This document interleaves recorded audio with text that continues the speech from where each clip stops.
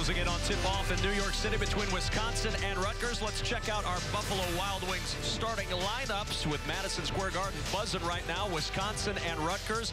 Before we get to the lineups, we'll check in with Rick Bezos. Well, Steve, you want the guys to enjoy the environment, but also to focus on the task at hand. How do they do both?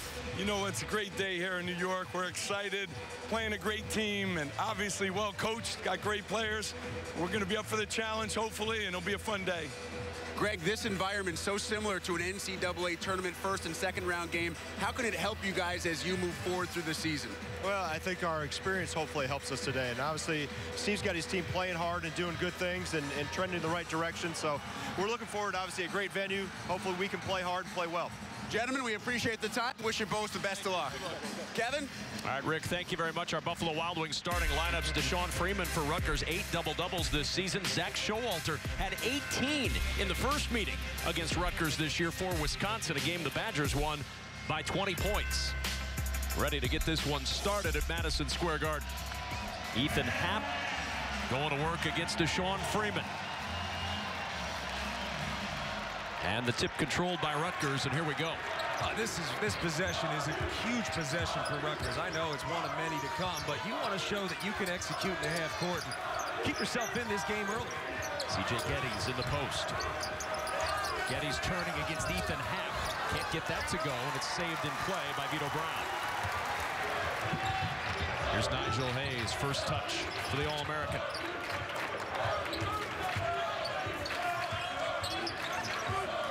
$17 to shoot for Koenig and Happ.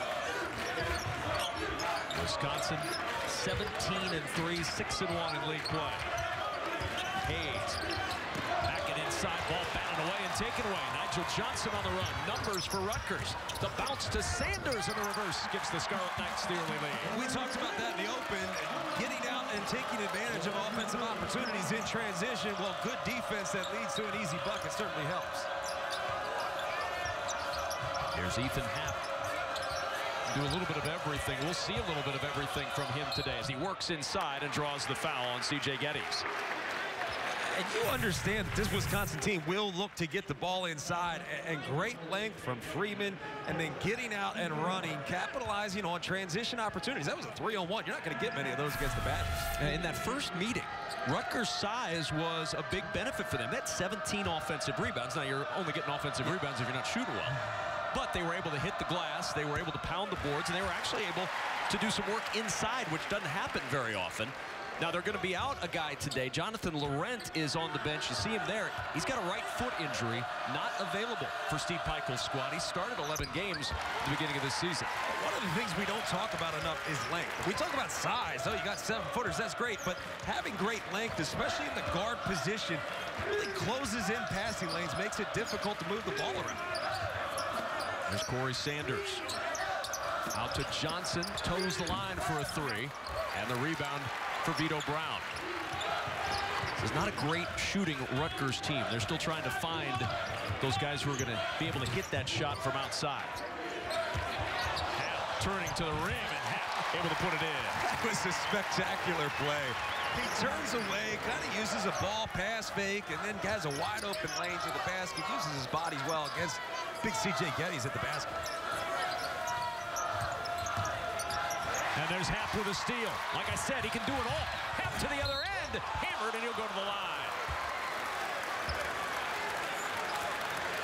Ethan Happ just fills up the stat sheet. He does it by passing the basketball. He does it by scoring. He does it by getting steals. And this is just part of his game. The look away and then get to the basket, finish, and then getting his hand in passing lanes. Get himself a chance to get to the foul line early in this game. Find a little rhythm from the charity stripe. 3 for 3 at the line. It's a good start for a guy who, if there's a weakness in his game, it's probably right here. If you want to go glass half empty, yeah, that's the case. But when you look at what he does in terms of what's on the surface, the stats, he does everything really well. If you look at the intangibles, he does that even better. That's what I'm saying. You got to really dig in to find a weakness because the guy does everything. Well, people said that last year where they say, well, he's not Frank Kaminsky because he doesn't shoot that well. I said, well, neither did Frank when he was a freshman. Yeah, Happ shooting 60% from the floor. Yeah, take it. Yeah. 6-0 burst for Wisconsin. Omoruyi inside, and it's blocked by Vito Brown. That's just another reminder of how difficult it's going to be to score in the half court against the Badgers. Brown thought about the three. Deshaun Freeman out there to snuff out that hope. Koenig now. Nigel Hayes on the attack, and Hayes draws the contact and the foul. Stop me if you've heard this before. Nigel Hayes drawing contact and getting himself, at least later on in this half, an opportunity to the line. That's like hearing another tie-up in like a third-grade basketball game. Another jump ball. Or a turnover. Dribbled off their foot. Quick three for Koenig, not going to go. Hayes punching it into the backcourt, and that's going to be tracked down by Vito Brown. Bronson Koenig didn't make the shot because it's not within the last 5 minutes of the game. Doesn't really matter yet. Hayes with the three. We've not seen that as much of late from Nigel Hayes over the last 14 games. His game's been inside the three-point arc more than it was to start the season. So much last year was made about him changing his shot and trying to get himself to a point where he can play the three at the NBA level. Well, this year, what I've seen from him is just taking the role that you need to play to make your team the best. And I think he's deferred at times. He's been the facilitator at other times. And this team is so much better because of it. Maruyi moving it around to the top. Here's Geddes. With that early foul, now going to work against Happ. Geddes with the hook. Good work inside by the big man. You know, that does two things. First and foremost, it gets you 2 points. Secondly, you're making Ethan Happ work. And if you think leaning against the body of C.J. Geddes is not work, you're out of your mind. The three in the corner, halfway down, pops up. Sanders able to corral the rebound. Sanders in the open floor, looking to push. Freeman against Brown. Found Geddes, and an easy two for Geddes on a great look to tie it at 6. It was a great feed from Freeman, who actually got the double, and double came just a second too late. He was able to find Geddes for an open layup. Showalter on the attack, and an offensive foul. Got to be happy if you're Rutgers with the start. You're competing, you're fighting, you're doing the good job on defense, but also on the offensive end. Good movement gets you open shots. Split the double, find Geddes. Just too easy.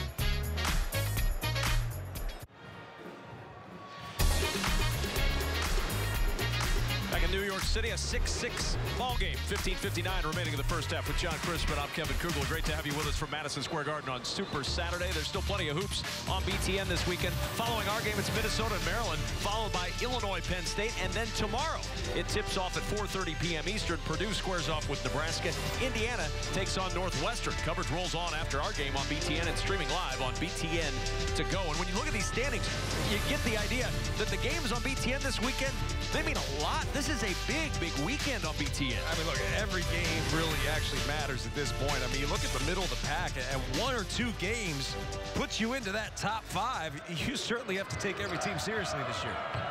Long way to go in this race in the conference, but it's off to a great start. Speaking of off to a start, Ethan Happ is off to a start at Madison Square Garden. Happ laying it in. He's got all 8 Wisconsin points. Yeah, at some point, you have to realize that Ethan Happ takes ball reversals away. He anticipates better than anybody else on the floor, so you got to be careful even throwing that pass. Jordan Hill, Khalil Iverson on the floor right now for Wisconsin. Sanders on the drive against Hill. Makes that one home. And that's what he can do. I mean, he's got a physical game where he can put his body into you. He can elevate, still get a shot off, and not to compare him to Allen Iverson, but he keeps his eyes up on the rim very well. Khalil Iverson inside. Geddes able to pluck that one. Good segue, Kevin. That's what I'm here for. Segueing from your comments. Easy!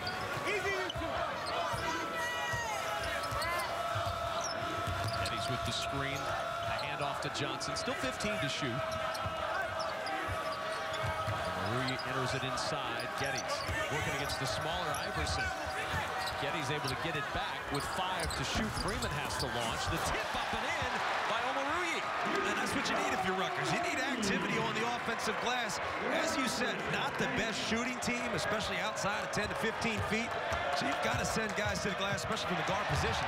Johnson almost coming up with a steal. Nigel Hayes there to save it for Wisconsin. Steve Michael has instituted hard defending team and a hard rebounding team. And you're seeing a little of that defense early. And that rebound a moment ago got him 2 points. The deep three for Hill is good with 2 to shoot. Jordan Hill hits the deep three. And that can take a lot of energy, a lot of wind out of your sails if you're Rutgers. You played a good defensive possession, but at the same time, that's the type of shot you have to live with. You just can't give even half an easy opportunity at the basket. Force Wisconsin to make deep threes, especially in late shot clock situations. And Freeman with the foul on the screen. You watch Wisconsin after this ball goes in, they kind of look at each other saying, yo, Nigel Hayes is sitting there saying, hey, who's got him? Let's put a body on him. And this is the type of shot, the great contest from Corey Sanders. You can live with that shot. I know it sounds weird if you're a Rutgers fan, but you have to be able to live with that shot. Just hope he misses. So now, a little bit of pressure applied by Rutgers. Talking with Steve Peichel earlier, said, yeah, we're going to try to junk it up a little bit. We're going to mix defenses. We're going to put a little full court on. And the reason why you do that, you want to take Wisconsin out of what they want to do is try steps into a three, not really in rhythm. You want to take them out of what they want to do offensively. Take the rhythm out of the game. Take a pass or two away and make it work. Nigel Hayes handing off to Jordan Hill. A little strong on that one. Offensive rebound, Vito Brown. Another opportunity for Wisconsin here. Brown will try. He can't hit, and there's Sanders with the rebound. Just 3 rebounds per game does Corey Sanders. Saw at the beginning of the broadcast the numbers up over the last few games for Sanders from a scoring standpoint. That's understandable with a new coach, new system, a little more accountability too. I think he's really been held accountable for his play, and he's responded very well. He didn't start the last time these two teams played. Williams missing inside, and the rebound out of bounds to Rutgers. He had missed his flight back from the holidays. Did not start that game. When he came on the floor, he only scored 4 points, 1 for 11 shooting in that one. Well, he's obviously off to a better start today than he was in that ball game. And if you ask Steve Peichel, it's because he's bought into being a better defender. The better defender you are, sometimes the more offense you find. No presence of mind. Steve Peichel's not happy about that one. Speaking of presence of mind, the shot clock winding down. And now Showalter returns. Hemp comes back in.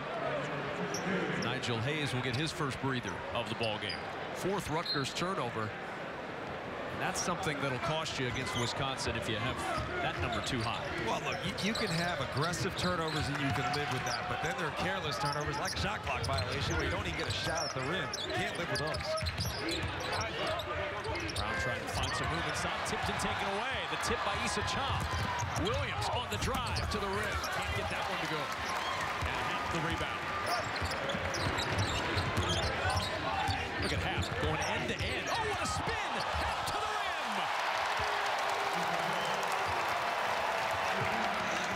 So much has been made about his footwork, but what good is footwork if you don't have good ball handling skills? He took that the length of the floor, a little spin dribble. Just a sweet, sweet finish. He's got 10 already. And what a tough shot for Corey Sanders. And he gets it to fall. I think you're going to say that a lot today. What a tough shot for Corey Sanders. He's not going to get anything easy, but he's a tough shot maker. He's got 6 already, outscoring his game in the first meeting between these two. Poked out of bounds by Jallo. And a timeout on the floor, 13-12 lead for Wisconsin. I mean, what you didn't see was he went the length of the floor. Great footwork, yes, but ball skills even better. And he's got that to his game. And Corey Sanders, he's going to be the guy that keeps him in this game.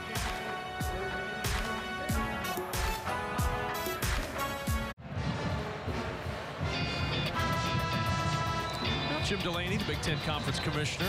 You'd expect him here for a big day like this on Super Saturday. Barry Alvarez, not a surprise to see the athletic director of Wisconsin here. We had a chance to chat with him before the game. He was in awfully good humor. And for Rutgers, an opportunity for their alums to get in and hang out, see the team. Former NBA Commissioner David Stern in the building as well. That was what I didn't know. I did not know he was a Rutgers grad. You might want to capitalize on that one. That's a good resource to have. That's one of the benefits of having the game at Madison Square Garden. It's always easier for those folks who live in the city to get down to MSG as opposed to get out to the rack, although it's really not that big a deal to get out to the rack either. Is Koenig with the foul. As Nigel Johnson was able to get the steal. Rutgers athletic director Patrick Hobbs on hand as well. checking out this one. He's nodding his head as if he's listening to us say that he's here. I thought he had some song in his head or something. Maybe he did. I do that every now and then. I like to think I walk around the city with like a soundtrack playing. It's kind of narcissistic, but it's all right. But it's, yeah. What's narcissistic is that you publish your soundtrack daily. We've got a whistle and a foul away from the ball going against Rutgers. How many of those foul calls have you seen this year on illegal screens? Tons. And I know it's something they're trying to clean up. And at some point, you have to learn what's being called and stop fouling. And I don't care whether you like it or you don't like it. I don't particularly like that every whistle's blown, but at the same time, that's the way it's being called, so you have to make adjustments. And those possessions will hurt you if you're Rutgers. That's an easy defensive possession for Wisconsin if you give the ball right back 5 seconds in. First foul on Chala. There's half inside. 9 to shoot. Showalter. 6 for Hayes. From the elbow. Can't get it to go. Chala with a rebound. Nigel Johnson. Rutgers 50% from the floor. Knocked away. Half dives for it. Gets it. 3-on-1 if they hurry. Hayes to no-look to Showalter. Such a weapon, Kevin. It's such a weapon. First and foremost, you got Ethan Happ diving on the floor to pick up another one. But then Nigel Hayes leading the break with 2 guards running the wings. Not a bad thing to have. The 3 for Johnson ties it at 15. The way you're watching this game, you see Wisconsin kind of get some methodical plays, some easy baskets. Rutgers is hitting tough shot after tough shot. Key is keep this thing close. Stay within striking distance. So far, so good for the Scarlet Knights. Rutgers shooting 54% from the floor to start this game. Down the baseline. Can't get it to go. Good rebound inside by Chom. So you got to be careful there. You can't gamble over the top and allow Ethan Happ to get to the basket. He's got to just stay back.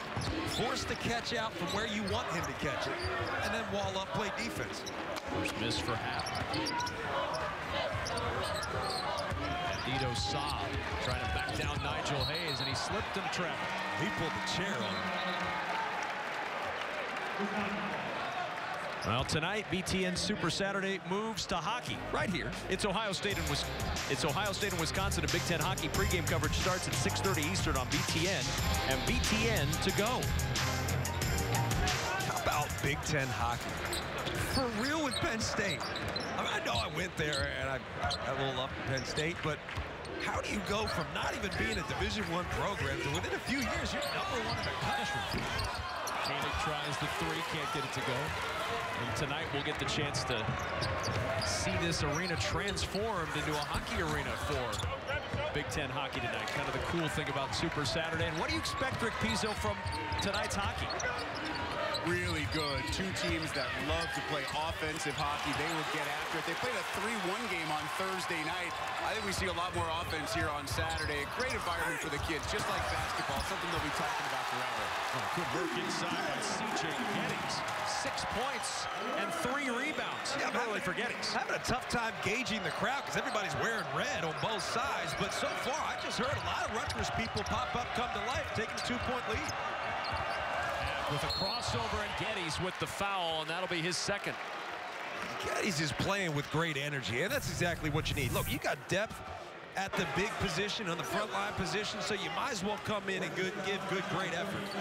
Gettys did just that. Good, great effort. It's early, man. We usually call games at 7. Maybe it elevated in the middle of the effort. It was good effort, and You're then right, it went to great effort. The good effort was running the floor. The great effort was getting the rebound. Somehow it makes sense. They gave the foul, by the way, to Freeman, not to Gettys. So a break from the standpoint of Gettys not being in foul trouble. But Freeman is, as we check in with Rick Pizzo once more. Kevin, you just saw it there. Ethan Happ's won a slight downside free throw shooting, as we mentioned earlier. Team believes he puts too much arc on it. So this week, extra practice on Thursday with a machine they call the Noah. Yes, as in Noah's Arc. It measures the arc of shots. They're trying to get him to take a shallower approach to the basket and hope that each free throw trip ends up, if you will, 2 by 2. Wow. Oh, my gosh. I can't. You know what? I'm leaving. Rick, if you want to come take my spot, I can't keep up with that. He's 5 of 6 at the line, Noah, so they didn't go 2 by 2. 2 by 2. That was so good. Yeah.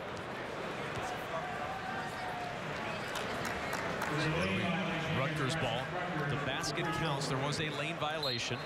That's why the delay. It seemed like they blew the whistle before the shot, though.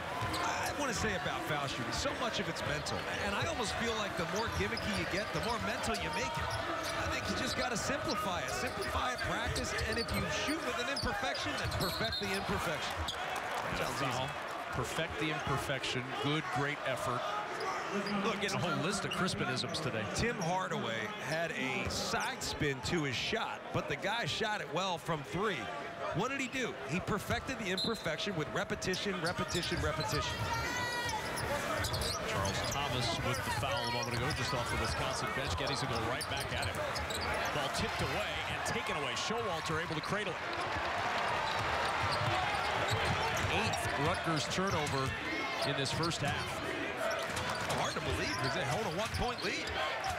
Well, you would think 8 turnovers would really be costly, but Wisconsin shooting just 31% from the floor.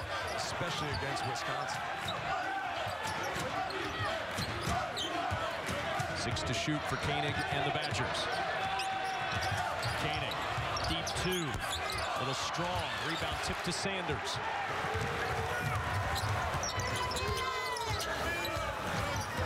Seven and a half remaining in this first half. A 1-point Rutgers lead. Rutgers shooting it well. 8 of 16 from the floor, but a travel. The 9th turnover for the Scarlet Knights. And a timeout on the floor. Corey Sanders and Steve Pikiell's Scarlet Knights off to an excellent start at Madison Square Garden. But the hard-fighting Badgers just 1 point down in New York City. Back in New York City, Badgers down by 1 despite that young man's sign. Trying to cheer them on. Put a lot of work into that, so we have to get it on TV. Thierry Henry, Team France, 1998 World Cup winner. He's on hand here today. Checking out Super Saturday. If you didn't know his name, how would you have read that? Exactly as I did, because he's from Team France. You got to add. That's right. That's right. You're right. Thierry Henry. I would not have gone with Thierry. I'm so Jersey. Badgers not been able to take advantage of those 9 Rutgers turnovers. Only 6 points off turnovers. Showalter.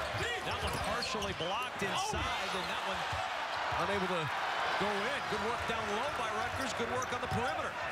They're really just flocking to the ball. I think they're contesting 3-point shots at the level of the ball. They're not just running out and fake contesting. They're really contesting every shot. Nothing easy at the rim either. Sanders can't get the roll. Rebound ripped down by Iverson. 6.5 remaining in this first half.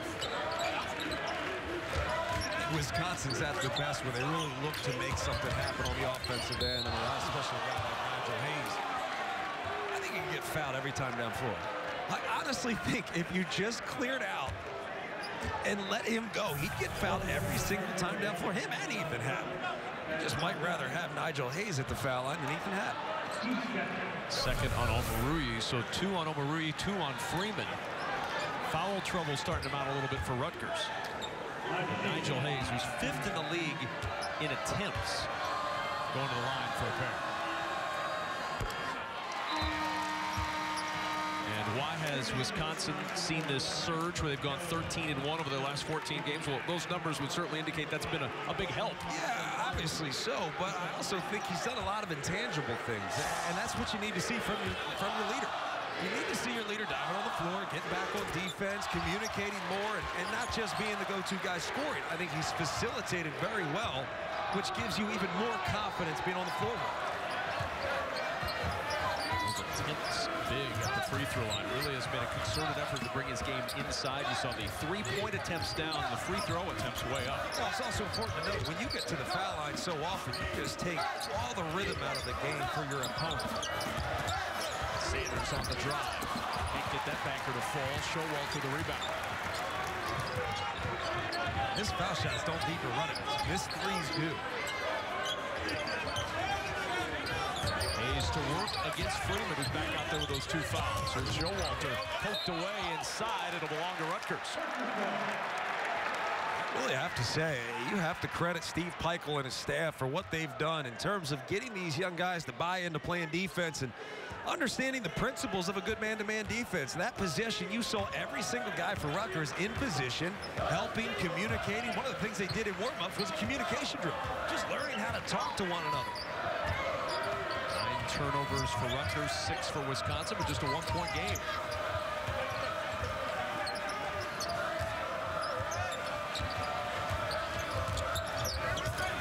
6 to shoot. Johnson trying to find a look, picked up by Hayes on the switch. 2 on the shot clock. Johnson inside, and that's a shot clock violation. Excellent defense from the Big Ten's best defensive team, the Wisconsin Badgers. Wisconsin doesn't switch a lot, but that time it was a situational switch. Sometimes there are no absolutes, and in this case, situational switch. Got Nigel Johnson on Nigel Hayes, and Nigel Hayes did a great job sliding his feet, gapping just enough to contest that shot. A defense allowing under 61 points per game, best of the Big Ten, which comes as no surprise when you see Wisconsin atop the Big Ten in scoring defense. They live there. Hayes, good pickup, kicks it out. The 3, a little bit strong, and Hayes able to get the rebound. Showalter with the tip. And Showalter does a ton of things that you'll never see. You won't see it in the stat sheet, and half the time if you watch the game, you'll barely see it. But he's diving on the floor for loose balls. He's always helping to contest shots, attacking the offensive glass there, just tipping the ball to keep the thing alive. First foul on Mike Williams, 8th on Rutgers as a team. Wisconsin, they don't foul a lot. They haven't today, just 3 fouls on the Badgers so far, and Happ back to the line. 1-1, he's 5 for 6 today. But missing the front end and out of bounds, it'll belong to Rutgers.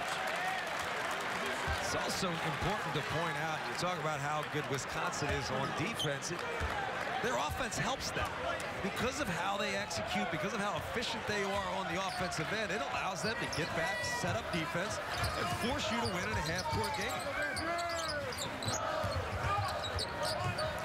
It also makes you want to be a little more efficient as well on the offensive end. Little shot by Jordan Hill. Foul call. You think about it, if you play defense for 27 seconds and give up a layup or a 3, you're not exactly going to run down and chuck up the first shot. And if you do, get ready to play defense again. The style of this first half, very similar to Rutgers' home game against Nebraska in that first half, where they ground out that first half.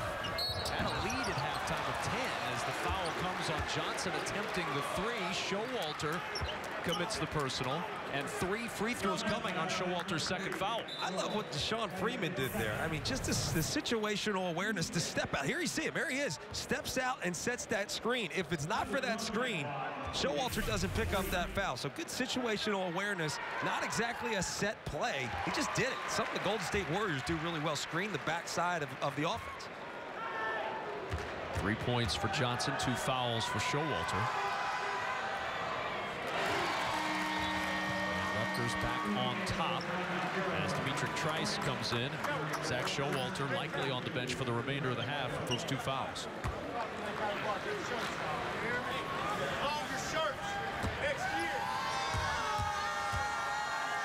Zach Showalter's never made a mistake that has anything to do with lack of effort, right? Like, the mistake he made was almost too much effort right there. And I think in a way you got to live with some of that. I know he wants to be on the floor, but that kid gives you 100% of whatever he's got in the tank every single night out.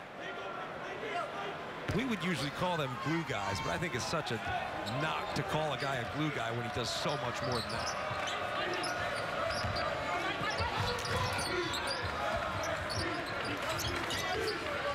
There's Hayes. The kick into the corner. Koenig. Off day so far for Koenig, John. He's just 0 for 4 from the floor and 0 for 3 from 3. Just hasn't been able to get it going. I'd like to see him get something to the basket. If you can get to the foul line, you find rhythm in your shot from the foul line. It's a comfortable shot. A guy like Bronson Koenig shoots it well. Sanders attacking. Happ there to block the road. Good clean play by Happ, and a 2-point Rutgers leads with Wisconsin with the ball.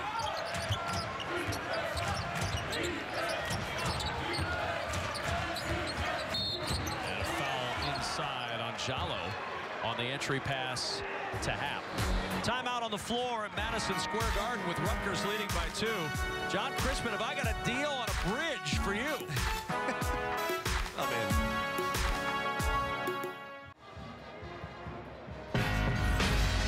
What a start for Ethan Happ for Wisconsin. Well, look, 11 points out of his team's 18, but I like the 3 steals. This guy's been incredibly active, and if he's able to get into open court, he's got great ball skills. He's got obviously great footwork. We've always talked about that. In a way, I think we've given Frank Kaminsky all the credit for his footwork. Ethan Happ and the Badgers, though, down a pair.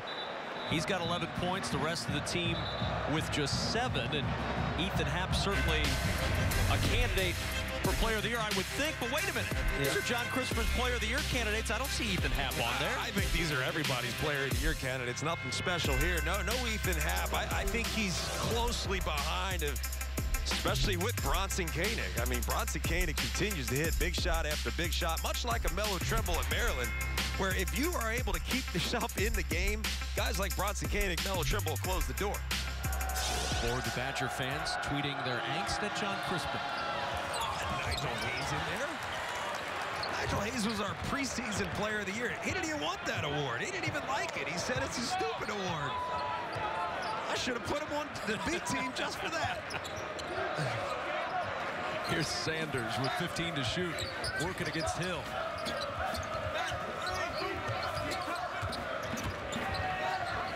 Seven on the shot clock. Corey Sanders to work. Williams, the deep 3, and he hits. Biggest lead for Rutgers. They're up 5. They've made big shots, and they haven't been easy shots. That's not an easy shot. Mike Williams is that kind of guy who can come out and give you 20, 25 points on any given night, so long as he gets the time and the looks. Happ to work inside. Koenig looking to repost Happ, and it's taken away. Chom with a steal. Chom running the floor and throwing it down.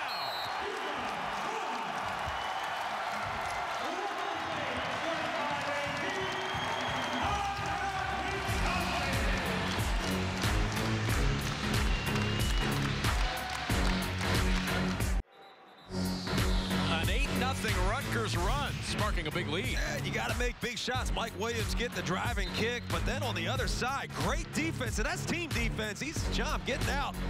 Oh, about 105 pounds of him, throwing it down. The freshman running the floor, and Rutgers enjoying its largest lead of 7. They have held the Badgers to 24% shooting from the floor. And Rutgers up by 7.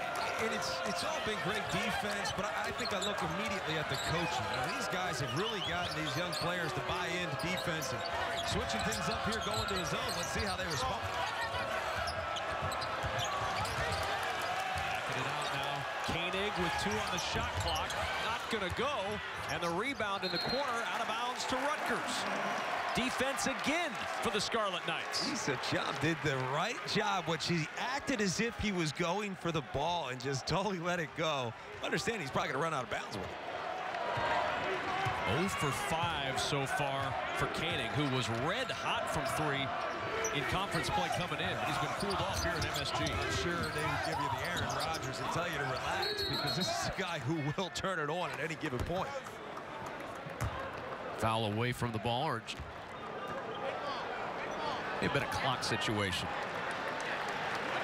Nope, it's going to be a turnover back over to Wisconsin. Our State Farm halftime report coming up. Mike Hall, Mike DeCourcy, Jess Settles in the studio.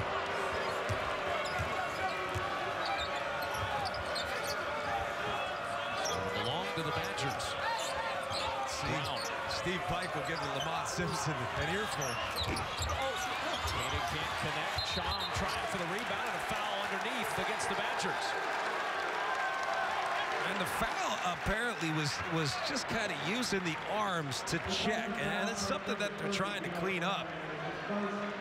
I know Steve Peichel didn't like it because he feels his guys are getting impeded a bit as well. First foul on Brown. 6th team foul on the Badgers. Rutgers trying to extend this lead before halftime. The bounce to Freeman. There's Sanders to work against Hill. Sanders inside. The double came, and the rebound inside by Pritzel.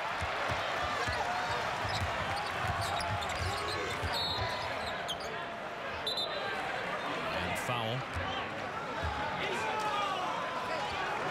It's going to go against Rutgers on the way up the floor.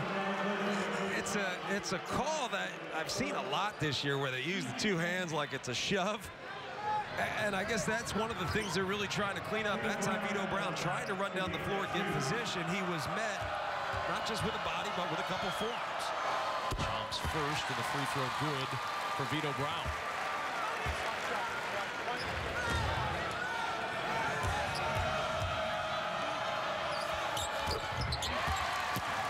Five-point ball game, under a minute to go until halftime.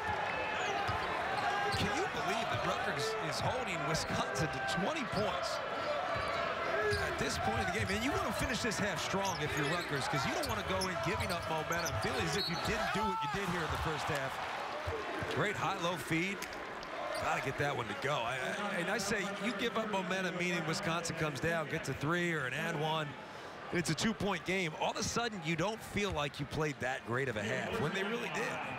Second foul on Vito Brown. Couple of Badgers in foul trouble. Showalter and Brown, each with a pair. Steve Peichel said, we've got to hold Wisconsin to 50 points or less if we want to have a really good chance to win this game. And obviously, so far, 20 points with 43.1 on the clock, doing the job.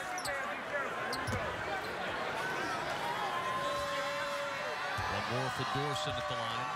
3 for 10 on the year. He has not had a lot of opportunities at the charity stripe, and that's been a real problem for Rutgers this year. Shooting free throws at 54% in league play. This shot actually looks good, too. It just doesn't get it to go.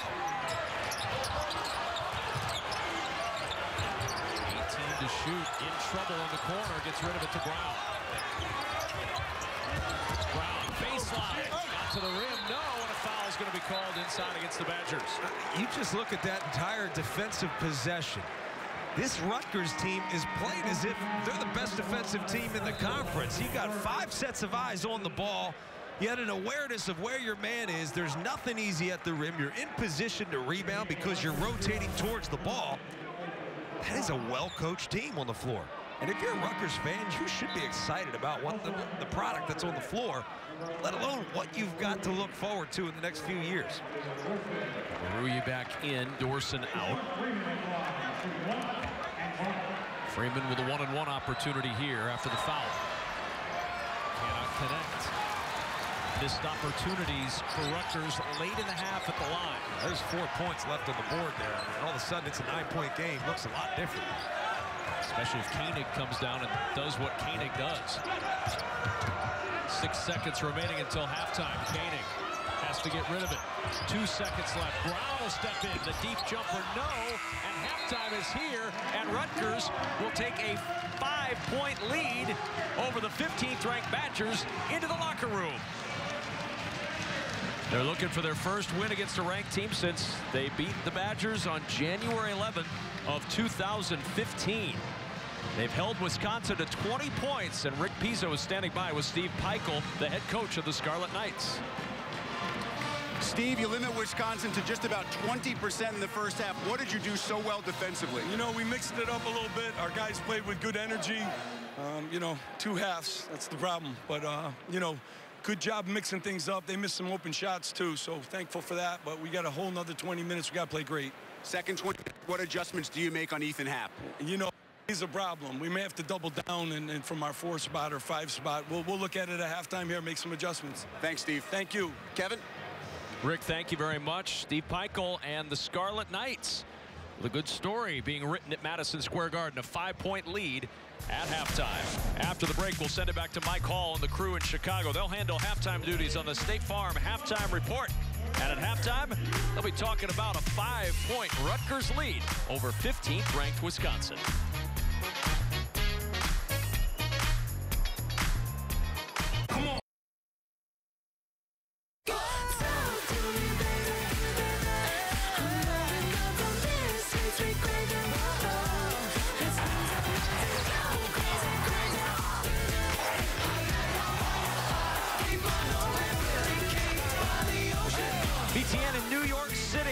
Madison Square Garden as we get set to start the second half, and Rutgers with a 5-point lead over 15th ranked Wisconsin. Well, the old song goes, if you can make it here, you can make it anywhere. And so far, Rutgers is making it big through one half. 5-point lead over Wisconsin. Yeah, they've done a great job of defending in the half court. Obviously, only giving up 20 points, but you've got to be careful because they've got weapons on that Wisconsin side of the ball, starting with Ethan Happ.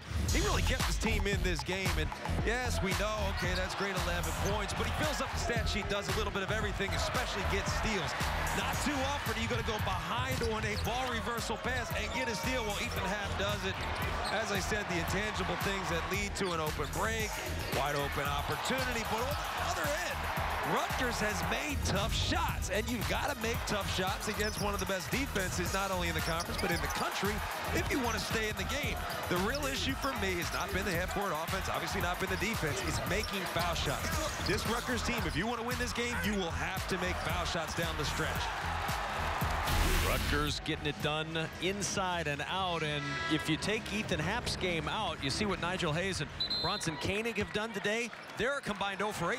Wisconsin as a team is 1 for 14, just 6 points in that first half outside of Ethan Happ. We'll say 15 minutes and let's revisit those stats. Showalter with the 3, not going to go. Rebound tipped around inside, still loose, and Vito Brown can't corral it. It'll belong to the Scarlet Knights. And I like what Steve Pikiell's doing. You can't say it enough about switching up defenses. You got to be careful with Nigel Hayes getting into the middle of that zone, but you're also not able to rebound as well in a zone. You're not boxing an individual man out. You're in a position. You got to go find somebody. 19% from the floor for Wisconsin, a 48% shooting team on the year. Here's Geddes, who had 2 fouls in that first half. They went back and forth. They initially gave a foul to Deshaun Freeman and then changed it and pinned that foul on Geddes as Saad can't get the 3 and Hayes the rebound. So when Geddes found out he had that second foul, he stayed on the bench the rest of the half. Happ against Geddes inside, and a foul is going to be called on Ethan Happ. Broadway's only a few blocks away. He's looking for a big roll in Hamilton. Little Vladdy-Dotty flop right there. Look, he's too big to flop and make that face. There's an emoji for that. After Dylan Brooks' flop from the other night, though, there's no acting job that will come close to that one. Best supporting, maybe. Yes, he could get that one. Saad with the fadeaway. Not going to go, and Brown the rebound. On the offensive end, Rutgers has to make Wisconsin work. Yes, they're a great defensive team, but you got to make them earn it. I mean, show that you're a great defensive team by making them work. Make them chase. There's Brown inside with a left hand, not going to get it to go. Good box out down low by Omoruyi.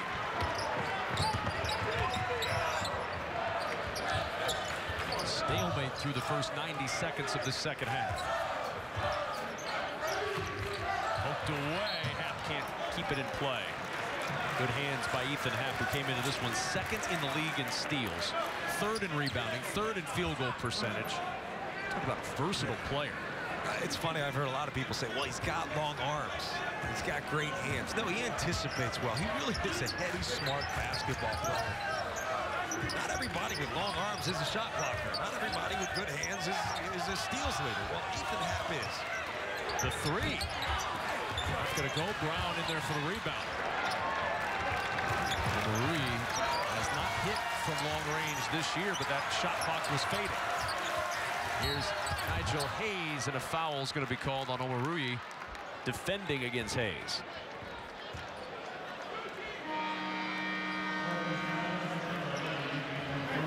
All right, let's check in with Rick Pizzo. Talk with Greg Gard coming out of the half. Disappointed that his team went away from getting the ball inside. Said they spent much of the first half of that first 20 minutes getting the ball to Ethan Happ and down low. That's where they're most effective, but then started to settle for too many three-pointers. Said he was probably okay with 7 or 8, but a half dozen simply came too late in the shot clock. Not enough passes, not enough of that trademark Wisconsin-style offense. There's Koenig, still off the mark. Happ with the rebound. Wisconsin-style offense stymied by poor shooting. Vito Brown strong on the 3, and the rebound to Nigel Johnson, and then it'll go the other way. A foul going to be called against Ethan Happ. We talked about what Rutgers needs to do if they want to win this game, and defensively you've got to pack it in, not give up anything easy in the paint, and force Wisconsin to win with jump shots. And if they're not making their jump shots, you have a chance in this game. Wisconsin 0 for 4 to start this second half. Rutgers 0 for 3. Second foul on Happ a moment ago. And a foul on Geddes. And for Geddes, that'll be his second foul. Or rather, his third foul. And this is where you probably have to get him out of the game. I mean, he's been too valuable. I think rebounding the basketball, defensively, he's been a presence. And on the offensive end, they've actually thrown it inside and given him a chance if he's got a one-on-one to take advantage. 6 points, 4 rebounds sitting down right now for Geddes. As Dorson back on the floor now for Rutgers. Sometimes stats don't really tell the whole story. They give you what's on the surface, but he's doing a lot more than that for this team. Entry to Happ against Dorson. They go right at Dorson off the bench. Happ inside. That one partially blocked away by Williams. Happ stays with it. Can't get it to go. Rebound Freeman. Still, nobody has scored. We're 3 minutes into this second half. Down the baseline. Wild reverse attempt for Williams won't go. Koenig now up the floor. Wisconsin on the break. Rutgers back quickly defensively to reorganize. Good pass to Happ against Dorson. Trying to spin, and he banks it home. And the first points of the second half scored by the guy who scored most of the points for Wisconsin in the first, Ethan Happ. And I think both the Rutgers crowd and the Wisconsin crowd's cheering because he got some points on the board. I'm usually more bored when they're not scoring points, but I tell you, it's been good basketball. You got to credit defense. Johnson, the long jumper, rattles around, won't go. That threw off the rebound timing on the offensive glass, and Koenig up the floor. Badgers down 3. Here's the skip to Hayes, toes for a 3. And the rebound ripped down by Johnson. And a foul on the drive. Nigel Johnson going to work his way to the line. Every time the NCAA tournament rolls around, we start talking about playing in NBA venues or even domes, the dome shooting effect, the NBA venue effect. I think this is a great place to shoot. But the numbers today really wouldn't support my argument. They actually dim everything around the court. The court is bright, but as you see behind the basket, it's dark. So I think it's a great shooting environment. You wouldn't really think so by the numbers, though, tonight. Third foul on Showalter. That brings Jordan Hill back to the game. Nigel Johnson with 7. 26-22 lead for Rutgers. Deshaun Freeman a moment ago battling inside with Happ. And Freeman's going to go to the bench right now as he took one in the lower back. Yeah, you catch a hip on the top of your back or lower part of your back or even the top of your hip. Those hip pointers, man, that's brutal. 5 for 5 is Nigel Johnson at the line. Freeman scoreless today as he sits down in obvious pain. And now a little pressure in the backcourt and a foul on Nigel Johnson, his first. If you're the Badgers, John, they're 6 of 33 from the floor. They're 1 of 16 from three-point range. How does Greg Gard light this offense on fire? An offense that over the last 14 games has been red hot, almost 80 points a game. Well, I think you got to be more aggressive, especially with pressure here. You got to attack that pressure to score, not allow the defense to get set, because right now, defense is set. Koenig got an open look, and he finally finds the bottom of the net. I stopped talking because I saw how the defense was set, but 2 guys went to Nigel Hayes and left Bronson Koenig wide open. That's the last guy on the floor you want to allow to get an open shot and find rhythm in his jumper. First bucket, 1 for 8 from the floor, 1 for 7 from 3, and Candido Sa battling with Vito Brown is called for the foul and a timeout in New York. If you want to get it going, it always seems to start with Ethan Happ. Inside-out basketball's how it goes. Ethan Happ's your inside presence, but if you're going to send 2 guys at the ball with Nigel Hayes, Bronson Koenig will bury you.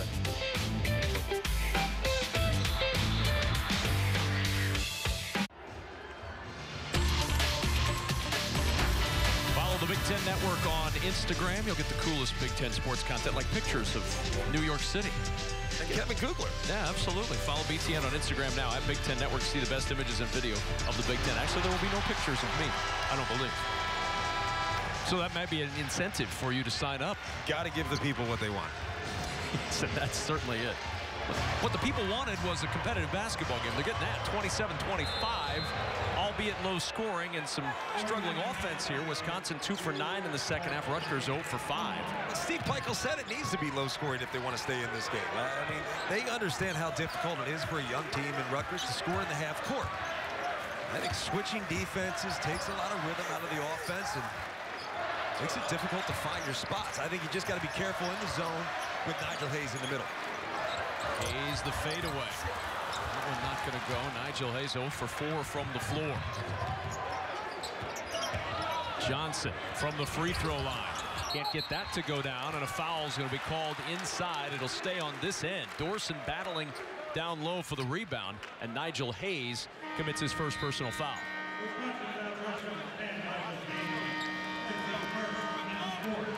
Let's check in with Rick Pizzo a little more on Shaq Dorson. Well, Shaq Dorson is not quite the same man that he was a year ago. As a matter of fact, he's about 55 pounds lighter. That because when Steve Peichel came in, he took over this program and said it may have been one of the worst conditioned basketball programs he had ever seen. Along with his strength trainer, who he brought from Stony Brook with him, this team underwent some grueling workouts, and no one showed a bigger benefit than Dorson. As for his name, he says everybody wants to take credit. His mom, his dad. It was after the more famous Shaquille O'Neal, but at this point, may have to be going by Shaq Light fairly soon. No kidding. He has lost about half a Shaq. 17 to shoot here for the Badgers as they get it inside the half against Geddes. Geddes back out there on the floor with those 3 fouls. Here's Brown for 3.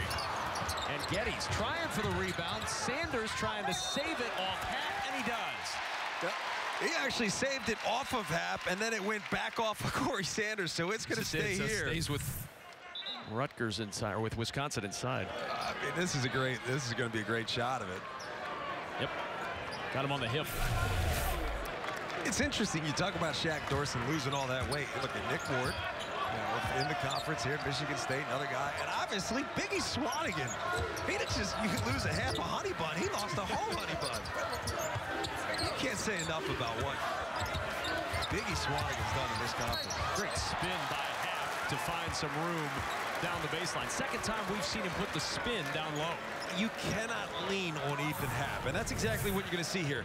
You're going to see Geddes leaning on Ethan Hap. He feels the arm bar, and as you apply more pressure, he knows that's when he can, that's when he can spin off of it.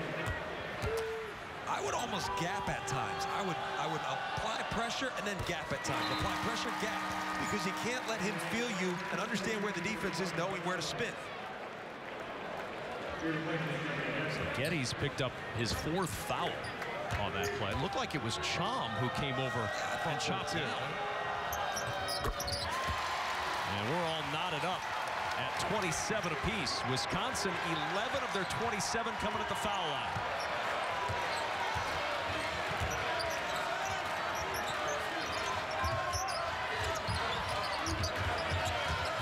Sanders around the screen. Freeman back out there after that bump in the back. 7 to shoot for Johnson. Johnson attacking. Ball knocked away. Chom with it in the corner. Shot clock winding down, and the air ball caught by Brown. Bounce inside, taken away. Great anticipation by Corey Sanders. The push ahead to Chom, and now Sanders will set up.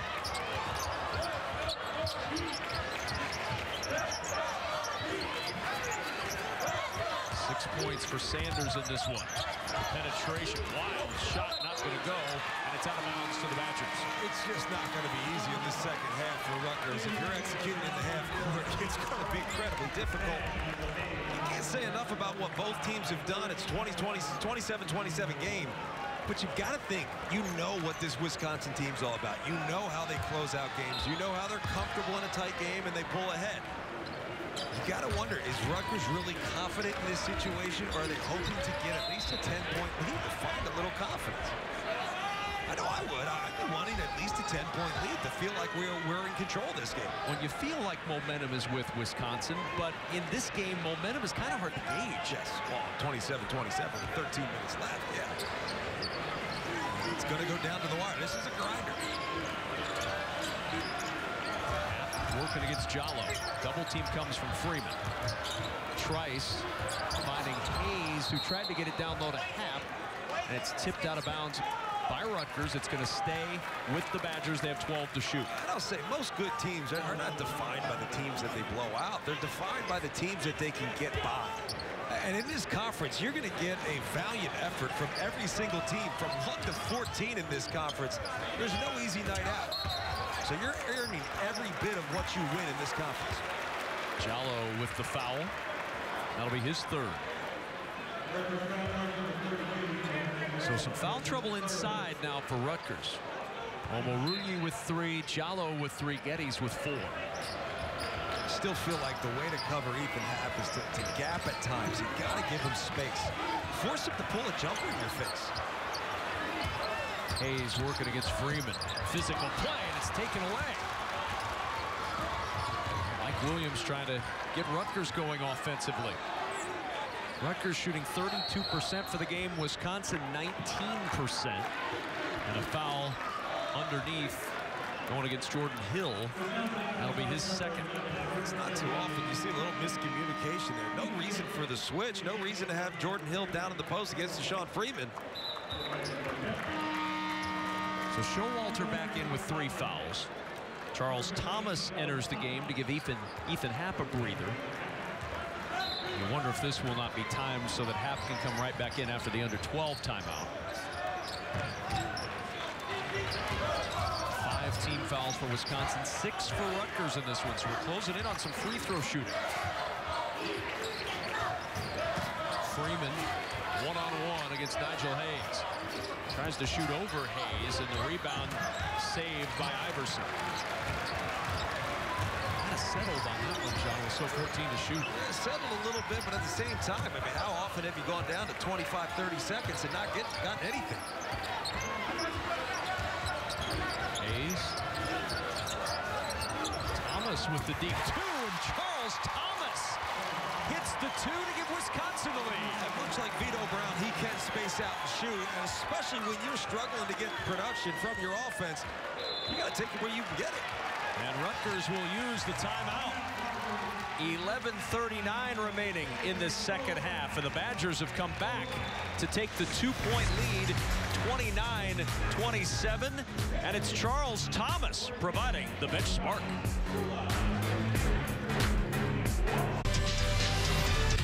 Tonight, BTN Super Saturday will move on to hockey. Something else on the main stage, Ohio State and Wisconsin. Big Ten hockey pregame coverage starting at 6:30 Eastern on BTN and BTN to go. But Super Saturday is just, I mean, it's just getting started here in New York City. Over the next couple of years, it'll be back. Minnesota, Ohio State next year in 2019. We'll see Maryland and Illinois at Madison Square Garden, at least from a hoop standpoint. I'll tell you what, this event seems like it gets better and better every year. I think more teams are going to get excited about the opportunity to play here. I wouldn't mind playing here next year because that's where the tournament's going to be, a little warm-up. Rutgers has not hit a field goal since 2:34 of the first half. Amazing that they're only down 2 against the 15th ranked team. 2 free throws in the half, the only 2 points, 3 to shoot. Williams, tough fadeaway, and he got it to go. Just might be how it's going to be for the rest of the half. You're going to have to make tough shots and then defend well on this side of the floor if you want to stay in this game. I just feel like Wisconsin will certainly be more comfortable going forward than Rutgers will. The team comes on Hayes. He'll kick it around. 8 on the shot clock for Dimitri Trice. 5 to shoot as Thomas tries the screen. Hayes with 2 on the shot clock. Tough fadeaway for Hayes, not going to go. And the rebound to Johnson. 2-on-1. Johnson leaves it. Two-handed stop for Omoruyi. And Rutgers back on top. You got to see Steve Pikel right now, man. He is getting after it on the sidelines, just clapping it up. Loves the effort that he's getting, and those transition baskets that you're going to need if you want to keep this thing closer. At least gain control. 16 of Rutgers' 31 points in the paint today as well. The 3 won't go, and the rebound scooped up by Mike Williams.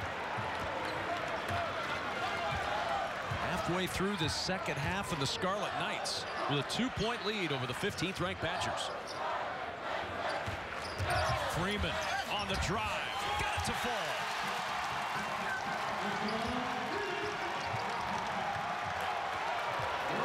First 2 points for Deshaun Freeman, and a timeout taken by Greg Gard and Wisconsin. 33-29 Rutgers by 4. Rutgers has to capitalize in transition, especially if they can get their crowd back into this game. They're going to need everything they can get. And I'm hungry. It's lunchtime in New York. I'm a big slice of pizza kind of guy. I don't know about you.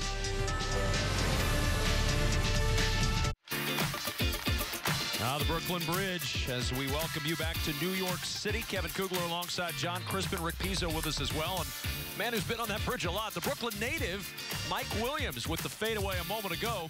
Rutgers with a 4-point lead at 33-29. And Mike Williams is our Motel 6 sixth man, the hometown Brooklyn. Feeling very much at home. 9.5 points per game on the year for Mike Williams as we check in with Rick Pizzo. A little more on Mike Williams. Well, Kev, he's not just a Brooklyn native. He's a guy who played here at MSG as part of a rec league game before he was even 10, and yet that wasn't his first trip to MSG. Served some time as a Knicks ball boy during the Latrell Sprewell, Stephon Marbury days, and upon his return to MSG said, what else do you want? Best arena in the world. And Rutgers making it their home court right now. A 6-point lead. Transition bucket and 8 points for Corey Sanders. It's not too often you're going to get steals and runouts against Wisconsin, but Rutgers has been able to do it. 4 straight attempts made by Rutgers after going almost 11 minutes stretching back to the first half without a made bucket. And I still think the changing defenses has something to do with it. Not only that, they're playing each defense pretty well. Koenig left it short with the shot clock winding down. We've said that a lot today. Wisconsin's shots have all come, it seems, within 10 seconds of the shot clock expiring. Sanders attacking quickly. And Happ cleans the glass. Now Wisconsin trying to push. Happ on the run. Happ attacking, spinning, and Brown can't handle the pass. You don't, I should say, it's not often you're going to get this, so you really can't plan a game plan around getting steals and easy baskets in transition, but if you play great defense and get just enough easy baskets, you're going to have a chance to win this game. Turnover margin closing. Rutgers with a chunk of turnovers in that first half that really didn't come back to hurt them very much. In the first half, 11 turnovers. Johnson, tough jumper there, and Hayes the rebound. I talk about the switching defenses. I think it takes a lot of courage. After seeing what Wisconsin did to Syracuse in that zone, it takes a lot of courage to zone up, but they've done it and not giving anything easy at the rim. That's the way to play basketball if you're an underdog in a tough environment. This is exactly what Wisconsin wants to do. Good interior passing, but again, you're going to have to earn everything at the stripe if you get anything at the rim. More from Vito Brown in a 5-point game. Bench coming into play again. Candido Sa back on the floor. Williams returns. Omoruyi back out there. And also Ibrahima Diallo on the floor for Dorset. Think of the depth that you're seeing from Rutgers compared to what you saw last year. Already, you got more healthy players and no Jonathan Laurent either. I mean, we talked about that in the first half, but I haven't even had to mention it really in the second half because Rutgers has done so well. A guy who started 11 games this year, had a 15-point game against Drexel earlier in the year. Sanders got a little work with the crossover, and then the long rebound tipped out, and Nigel Hayes keeping it in play for a moment, but it goes back the other way as it hits the sideline. Turnover to Rutgers. Timeout on the floor. 7:47 remaining in the second half. Upset brewing in New York.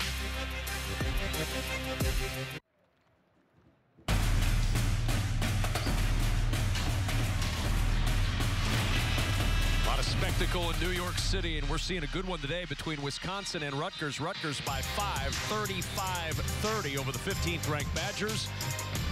And out has it gotten to this point? Well, our LG signature game summary will tell the tale.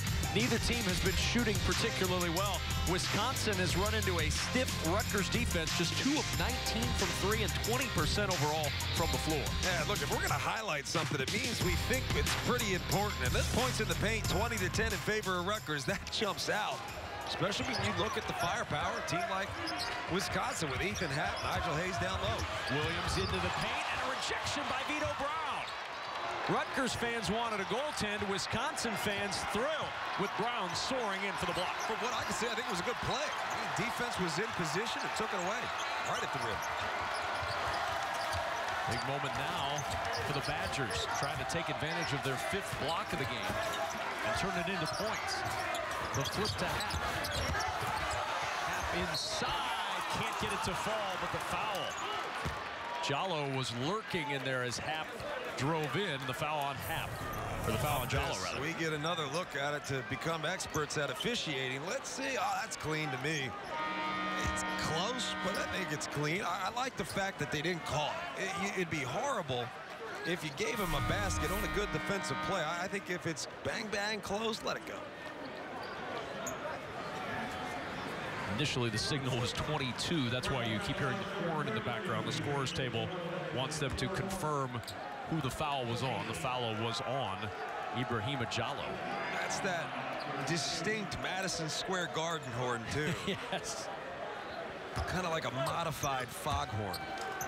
I don't know what a modified foghorn is like, but it sounds like Madison Square Garden horn. It sounds like something that may or may not exist. I'm telling you, just to get back to the foul shooting woes of Ethan Happ, he's got to stop thinking about it. I've been there. I've struggled through shooting woes where you think more and you continue to miss shots. You start to change things technically, and you just continue to miss shots. I think he's just got to, again, repetition. Get in there, shoot. Figure out what works for you. It's easy for me to say, oh, well, get your left hand here and follow through. It's simple. No, well, that might not be what works for you. 7 of 12 now at the line, but he started 5 of 6 in this ball game. I'll tell you, it's hard to change things when you're now. It's the 3rd year in college. Had a redshirt year, played last year. This is his 3rd year in college. It's hard to change things this far into your career. Sanders, the crossover, dishes to Williams. Williams, the pull-up with 3 to shoot. And Vito Brown clearing the board, got rid of it before the travel. Now Koenig on the push. Showalter had it poked away by Sanders, and he saves it. Steve Peichel said Corey Sanders finally buying into the fact that he could be one of the best defending guards in this conference. Brown thought about the 3. The wraparound to Happ down low. Happ in amongst the trees, can't get it to go, and the rebound Sanders. Now Sanders on the push, trying to turn defense into offense. No, but the tip there by Freeman. And Rutgers starting to feel it, up 7 with 6 minutes to play. Brown, halfway down, it pops up. Showalter, second chance. Hill, lost it in traffic. Dorson with the takeaway and a foul. Little frustration from Jordan Hill as Dorson gets the rip, and we march to the other end where it'll be Rutgers ball. So yesterday we did BTN Live, and Steve Peichel made a comment where he said, look, it's great to be playing in this environment. You know, I do like what we've been able to do at home at the rack, and I almost wish we'd play in this Wisconsin team there. But how about the crowd getting involved in this game? And I think you've got to give people something to cheer about first. So often I hear, especially about Penn State, you know, why don't people come to the games? Well, you got to ask the question, why should they first? Why should you come to see us play? Why should you cheer for Rutgers? Why should you take the time to come out here to Madison Square Garden? They're answering that right now. 12 to shoot for Sanders. 7 second-half turnovers for Wisconsin, 14 for the game. Freeman can't corral that. 2 to shoot. Freeman, leaner. That's an air ball caught by Showalter. It's Wisconsin ball. Can the Badgers find some offense? Nigel Hayes has it ripped away. It's Corey Sanders again. And if you're Steve Peichel and the staff, you have to be pleased with the way he's responded to some early season struggles, especially on the defensive end. He's gotten his hand on 2 deflections here in the last couple possessions. Showalter fakes the 3 and then lost the handle off Johnson. It'll stay with the Badgers. Here comes Geddes back into the game now for Rutgers with those 4 fouls. And at this point, 5 minutes left, you can live. I mean, you've lived without him for the last few minutes, so you can live without him if he does pick up that 5th foul. What you can't live with, excuse me, is Ethan Happ getting an easy layup. Koenig off the screen for 3. He has been off the mark all day long. 1 for 10 from the floor. Second chance, though. Koenig nowhere to go with it. Trice guarded 3. Not good. Rebound. Hayes. 3rd chance for the Badgers. Happ down low against Geddes. Trying to move the big man. Here's Hayes on the penetration and a foul. The foul on the pass, so it'll be a 1-and-1. It goes on Deshaun Freeman. It's tough. I mean, a lot of Rutgers fans probably watching this game and saying, get a rebound, get a rebound. It's hard to rebound on some long shots. Long shots lead to long rebounds, and guards really have to stay in the play if you want to come up with that loose ball. I think of long rebounds more as 50-50 balls, less as defensive rebounding opportunities. Long rebounds difficult. It's easy for offensive guards to pick those up. Nigel Hayes just 2 points today. You saw the average. He's been in doubles 6 of the last 7 games. And over the last 14 games, averaging 15 points per game. He's not getting a ton of looks either. It's not like he's missing a ton of shots. He just hasn't had a ton of looks. And inside, with a bucket and a foul. Yet again, that's the 4th consecutive offensive rebound, second chance opportunity, and it's inexcusable to get it on a foul shot. What a moment, though, for Wisconsin. Huge lift for the Badgers. As I said before, this Wisconsin team is comfortable in tight situations. Free throw, though, off the mark. 5-point game, 4:26 to go. And for Rutgers, you got 4:25 now left to go. You have to play to win this game. You cannot play to continue to hold this lead because, Wisconsin will beat you. Timeout on the timeout taken by Rutgers in a 5-point game with 4:21 to go. But none of their games that year were on BTN. That's back when they called them Cagers and stuff like that. The Cagers of Northwestern. The writing much more eloquent in that time than the broadcasting is today. Present company excluded? Included. I looked right at you. Shot clock winding down. Johnson, the fadeaway, got it to go. The deep 2 for Nigel Johnson. A little too early to be a dagger, but those shots just keep your confidence alive. You continue to believe that you could win this game if you make big-time shots. The shot clock running down. Pritzel rotates it around to Showalter. Half down low, the kick into the corner. Here's Pritzel off the bench for a 3. Won't go. Wisconsin 2 for 23 from 3-point land. I mean, it's hard to believe because Wisconsin has good shooters, but there are times where they really struggle when they're forced to be a jump shooting team. Only Happ with 17 in double figures. Koenig with 3. Hayes with 2. The foul called against Wisconsin. These are daggers more so for the defense because you execute exactly what you want to do defensively for almost 30 seconds. Actually, about 30 seconds. You contest to the level of the ball. You played great defense, but talented offensive players make tough shots. 17th foul a moment ago means free throws for Rutgers. This is not necessarily their strong suit. Last in the conference this year in free throw shooting, but C.J. Geddes hits the front end of the 1-and-1. The last win against a ranked team, it came January 11th, 2 years ago against the Badgers of Wisconsin. And Geddes hits them both. Huge free throws. Rutgers by 9, 41-32 with 3:20 to go. Largest lead of the game for either team. Happ inside, he's got 19. Ethan Happ does such a good job screening, reading the defense before he rolls. It's not just a dive to the basket. He actually read the defense, understood where the help was coming from, avoided the charge as Mike Williams stepped up. Now Rutgers has to work for a good shot. You can't wait too long to be aggressive. Sanders with the three, won't go. Rebound, Pritzel battling for it, and the tie-up keeps it on this end of the floor. Williams and Pritzel got tangled up, and it's going to stay with Rutgers. That was a physical tie-up. I want to see a better look at it. Yeah, I guess it's still a loose ball. It's nobody's ball. No one's really got position. I think Pritzel had the inside position, but the ball was loose. There's Sanders around the screen. 2:35 for Rutgers to get a huge upset. Sanders rejected by Happ. What I said about having long arms doesn't make you a great shot blocker. Well, yeah, the long arms might have helped on this play, but ultimately it's the timing. He keeps his hands off the offensive player. He doesn't hand check. Keeps his hands up ready to take that shot away. One thing shot blockers do very well, they don't hand check. Why? Because they got to have their hands up to block a shot. 6 to shoot for Sanders. Just 4 of 15 today for Sanders. He's 5 of 26 this year against the Badgers, and that's a shot clock violation. Good defense by Wisconsin.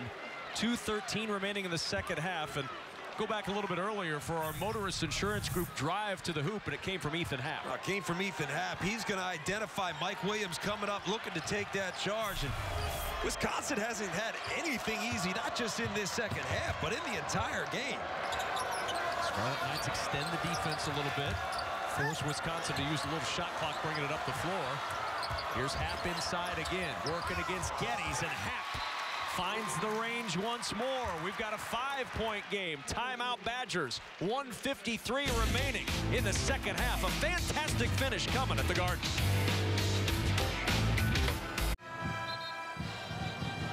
January 11th, 2015. The Rutgers Scarlet Knights at home against the Badgers at the rack. And it was Rutgers able to find the huge win. It was a court-storming kind of win. 67-62 over the fourth-ranked Badgers. Yeah, that's a justifiable court storm. That was a pretty good Wisconsin team, if I'm remembering right. I think they ended up in the Final Four. I believe you are correct. Rutgers trying to close the deal here. Each team with one timeout left. Ethan Happ now with 21 points, and now Wisconsin will extend their defense off the timeout. You extend your defense, but you also have to be careful not to give up anything easy. And inside, there's the easy, but a foul on Hayes, keeping Candido Sa from flushing that one. And this is where you also have to be careful. If you're going to go up, you better make the layup, because this team does not shoot their foul shots very well, but I like the aggressiveness, throwing ahead, trusting your player to make a play. Nigel Hayes almost made a great play on that. Rutgers at 70% today. Huge step up from where they've been. 7 of 10 at the line. Saw on the year 44%. Can't hit that one. Pressure makes the pipes burst, and they're going to have to earn it. And they'll feel a little bit of it today. You have an opportunity to knock off one of the best teams in this conference, one of the better teams in the country, at Madison Square Garden in front of a lot of good Rutgers fans that have come out to support them. Saw misses in both half the rebound. When you're facing a team like Rutgers that struggles from the free throw line, does that change what Greg Gard wants to do from a fouling strategy?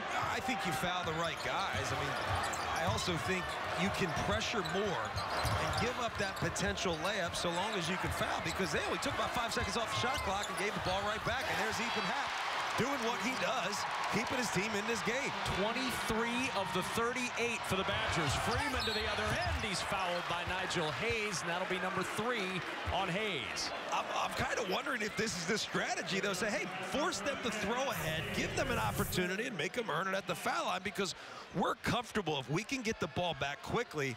I feel like as Wisconsin, we can score if we get it to Ethan Happ down low.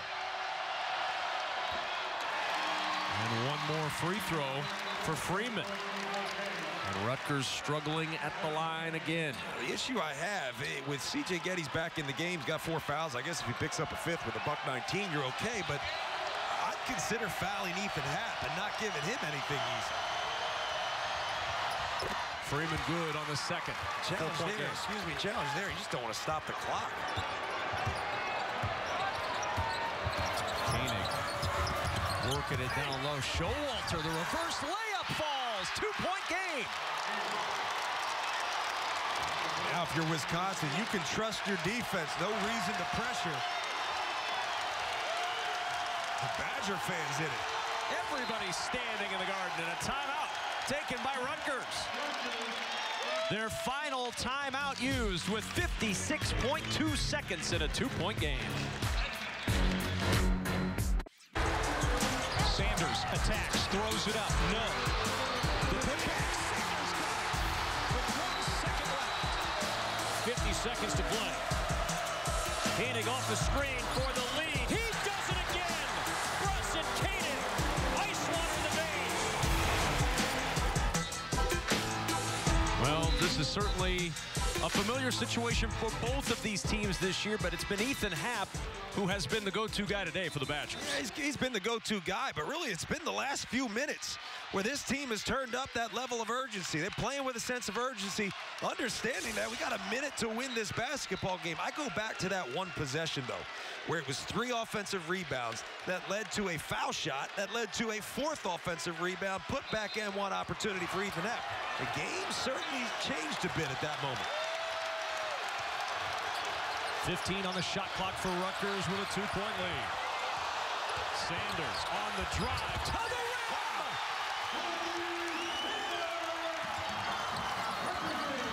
What a shot by Corey Sanders. 37 seconds to go. 2-possession game. Koenig for 3. Again, he comes through in the clutch. But you saw the breakdown defensively. Miscommunication leads to a wide-open shot for probably the last guy you want to give a wide-open shot in the closing minutes of a game. Bronson Koenig comes off the screen, knocks it down, but on the other end, this phenomenal finish. Corey Sanders is just putting a stamp on this conference. But you see the breakdown here, bottom of your screen. Nobody goes with the most lethal late-game shooter in the conference, shoot in the country, and Bronson Koenig, and he gets it to go. He had been ice cold all day, and then when it gets to the crunch, Bronson Koenig does what he does so well, hits threes. Came in 10 of 19 from 3 in the final 5 minutes in overtime this year. How about 55+% from 3 in the last 5 minutes of games over the last 2 years? That's incredible. I mean, that's just on another level. So you have to credit Bronson Koenig. In this country, or in this city, I should say, they say coffee's for closers. He's got ice water now. He's cold brew coffee, man. He's like iced coffee. The kid's been incredible to close out games. So what do you do now if you're Wisconsin defensively against a team that has really struggled all year long at the foul line? You've got a 2.4-second differential. Do you foul right away? I think you got to be careful. I think you trust your defense for a second. Put a little bit of pressure on them. See if they throw it away. This is a team that's not really comfortable like you are in Wisconsin. Give them a few seconds to maybe force a turnover and then get back, foul the right guy.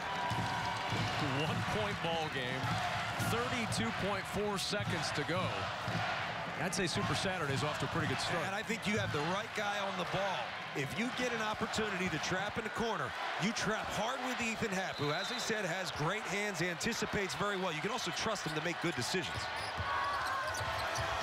Sanders almost loses it, and he does! Showalter with a steal. Here's Hayes. Rotates Koenig for 3. And the rebound, Nigel Johnson. Now Wisconsin's got to get some work done, and they foul with 20.3 seconds to go. Wow. Holy cow, you got the look you wanted, and Koenig just short.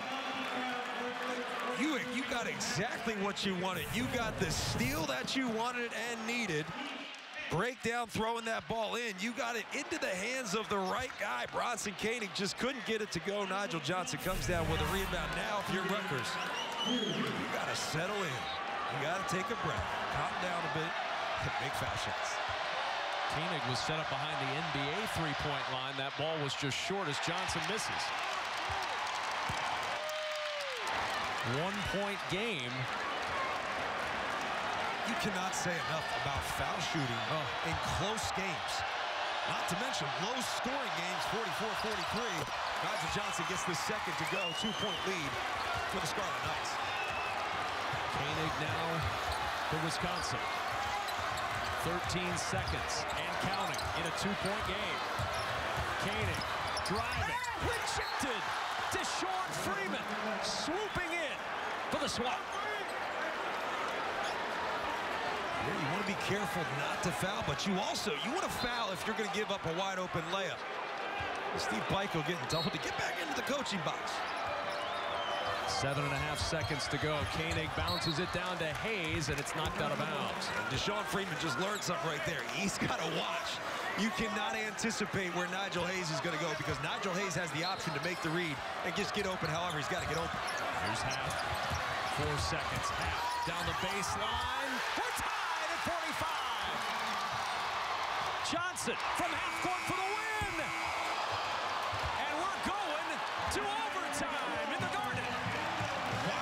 Ethan Happ, you've got to know Ethan Happ's going to the basket. If I'm C.J. Geddes, I have no problem fouling Ethan Happ, making him earn a victory or earn overtime from the foul line. But you got to do it in the point where you don't allow him to get a shot up. Wow. Ethan Happ is just, he's single-handedly kept his team in the game. What's he got, 25 points right now? He does. 25 for Ethan Happ. 14 in the second half. You know, and this is a great, you know, you almost faking the handoff. You get just enough space to make a play. And if you're C.J. Geddes, you got to force him to the help. Force him to the middle. Do not allow him to go where you do not have help on the baseline. And Ethan Happ, he'll pump fake you till you get up in the air, and he finishes so well around the basket. My goodness, what a finish. And now we've got more basketball. Super Saturday gets supersized. There's a whole crew of people, and I say crew of people, meaning they're ready to get everyone the heck out of this arena so they can set up the ice. You got to get this ice ready. Now, what does this game mean in this conference today? Well, certainly it means a big lift for Rutgers as they're trying to build a program for Wisconsin.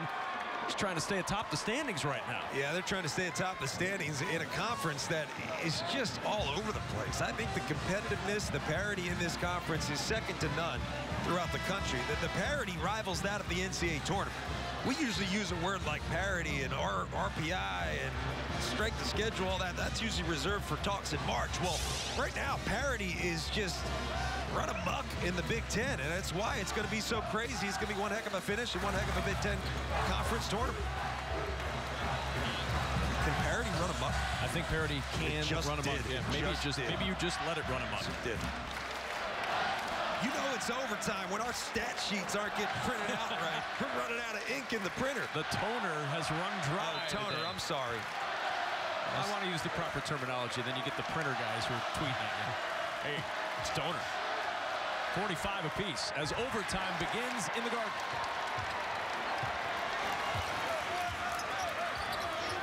Johnson, Koenig, and Wisconsin back from the brink to send this one to extra minutes. Hayes inside with a left hand, and Nigel Hayes' first field goal of the game comes in overtime. I'm going to be interested to see what Rutgers does defensively. Do they continue to switch things up, or do they stick with the man-to-man and try to win this game outright?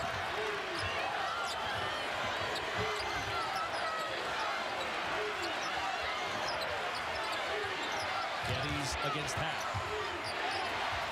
Sanders, the three. Down for Sanders. We've seen more scoring in the last 4 minutes of this game than we saw in the first 36. 13 for Sanders, 1-point lead Rutgers. Ethan Happ working baseline. Geddes with the rejection. Freeman with the takeaway. And Geddes did a great job just walling up, not trying to be a shot blocker, not trying to beat Ethan Happ to the spot, not going for those pump fakes. You're going to get about 5 of them from Ethan Happ. Just wall up.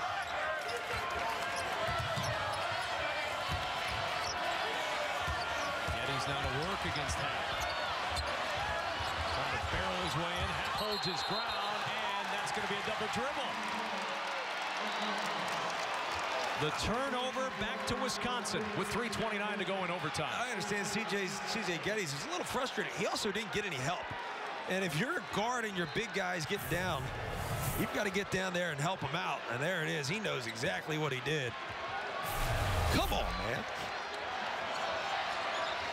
That's a my bad moment. Right in the middle of all eyes. Hard to get away with that one. Happ spinning baseline against Dorson. Good, and a foul!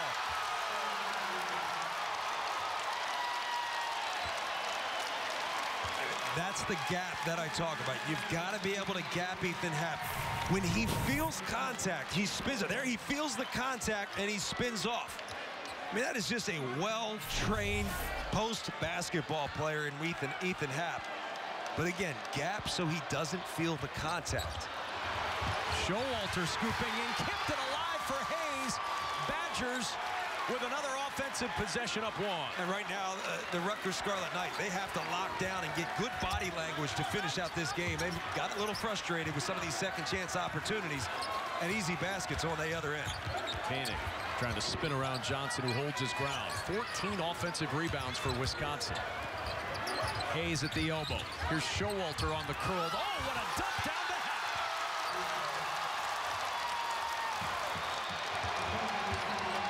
Sanders now to work, and a foul is going to be called. Showalter with his 4th personal foul. And second chance opportunities have kept this team in the game, and here is yet another one.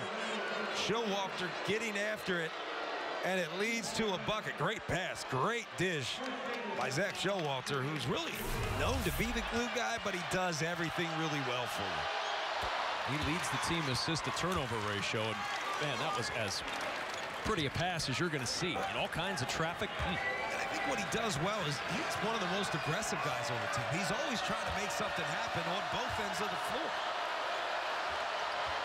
Sanders, 2 good free throws for a team that struggles at the line. He's got 15. A 1-point game again at the Garden. Hard to believe it took us overtime to get into the 50s.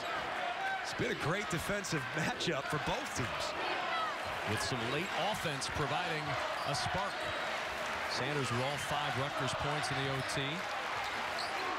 Here's Hayes in a 1-point game. Happ again! And Happ roaming free. He's got 31. It's hard to believe that you lose sight of Ethan Happ. He's got 31 points, 31 out of his team's 53. How do you lose Ethan Happ? Johnson on the attack. No. Rebound swatted out, but it's going to be Williams who picks it up, and then a foul on Showalter, and he's gone.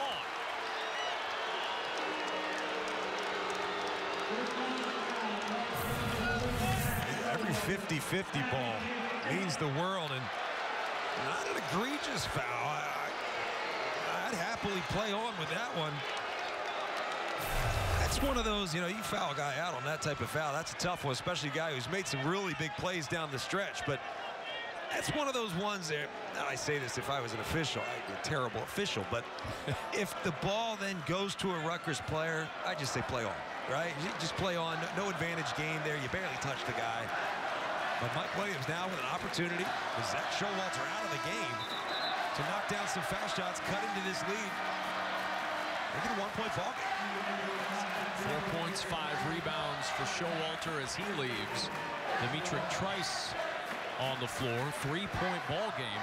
Mike Williams, one of the better free throw shooters on this Rutgers team, going to the line. Well, and if you think of what Wisconsin's doing right now, minute 54 left, they've got 3 ball handlers on the floor, understanding you're probably going to get more pressure from the Rutgers defense. You've got 3 ball handlers in Hill, Trice, and Bronson Koenig. Williams at 73% on the year as Showalter's day comes to a close. Scratch that. Let me say 5 ball handlers. 5? You've got Nigel Hayes and Ethan Happ, who have shown us that they can handle the ball just as well as any guard here.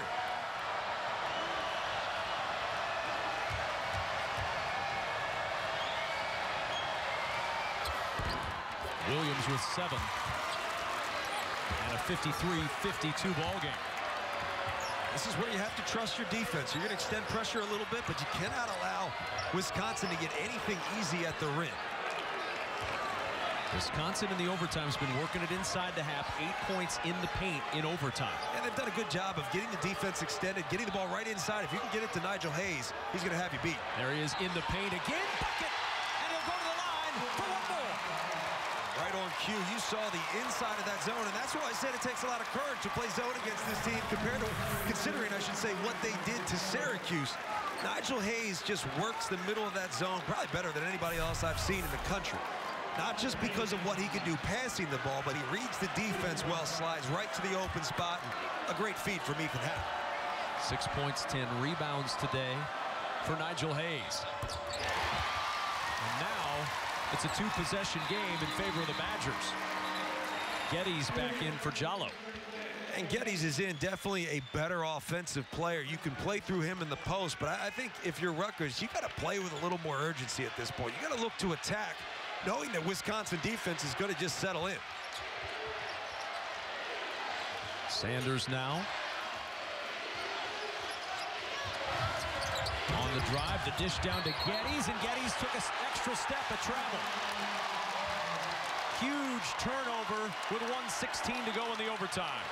That's a tough one. I mean, really close to not being a travel. He kind of catches it. Let's see, here it is, one. Yeah, he travels. Good call.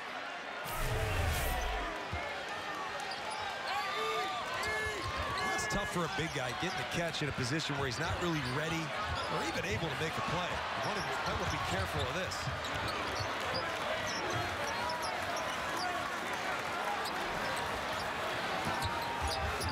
About 1 minute remaining in the overtime. Hayes finding Hill, who figures out where Happ is and gets him the ball and a foul. Not hard to find Happ. He's been along that baseline on every offensive possession. He really hasn't moved too much. And how many pump fakes does he take that everyone goes for? I think that's a stat we should keep for Ethan Happ. We got great shots of this.